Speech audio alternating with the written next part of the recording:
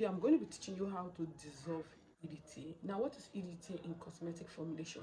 EDTA is a chelating agent that helps to chelate metal ions in your product. So if you're formulating with water, you should go ahead and look at EDTA. Or if you're not using EDTA, you should look at it, look at the benefits it can give to your formulation to help step up your formulation game. So the first thing is to measure out your distilled water, the particular measurement of water you're going to be needing for that particular formulation. With EDTA in ordinary water takes time and stress, so it is best to increase the pH of the water to alkaline so your EDTA can be able to dissolve. You can use any pH adjusters of your choice, but I am going to be using baking soda. Why am I using baking soda? Because it's going to help increase the pH of this water so my EDTA can be able to dissolve properly. Please, when you're making cosmetic ingredient, do not use tap water. Just use distilled water. It is a recommended water cosmetic formulation, so it is best to use distilled water.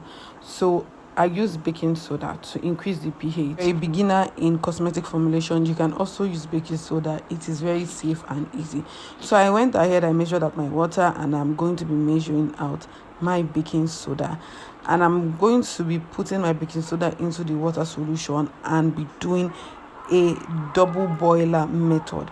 Now, what you need to know is after you measure out, use a accurate measurement scale. Stir it. Once your baking soda is inside, stir it.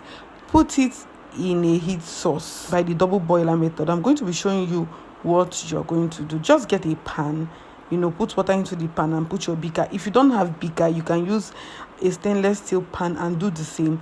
Put your water in the pot and put your pan on, or your mixing bowl on it, so that the heat, instead of it to get direct heat from the fire, the heat can reduce. Okay, once the solution is heating up, the next thing is to get your EDTA and measure out the amount you're going to be using. Remember, I use 0.5% of baking soda, so I'm going to be using 0.5% of EDTA. Look, there are tricks you need to learn when you're doing cosmetic formulation. If you want to learn how to formulate products like in the right way, you can chat me up and you're just one step ahead. We have a basic cosmetic class. It's just 10,000 naira. You can learn how to formulate cosmetic products. I'm measuring out the EDTA, and I measured out EDTA at 0.5%, like I said earlier. The baking soda has fully dissolved, so the next thing I'm going to be doing is to add the EDTA into the beaker. Now, as you can notice, that is giving this acidic look when two components come together, especially one alkaline, one acidic. This is the reaction it's going to be giving. Never to worry, it's just a reaction and everything is going to come together. So you're going to stir it.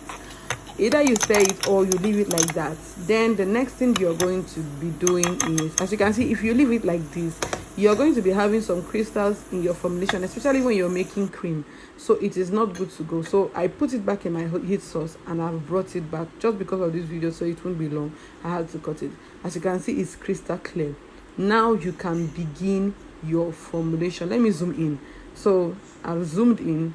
You can see there's crystals forming, so everything is clear. You can begin your formulation and it will be accurate.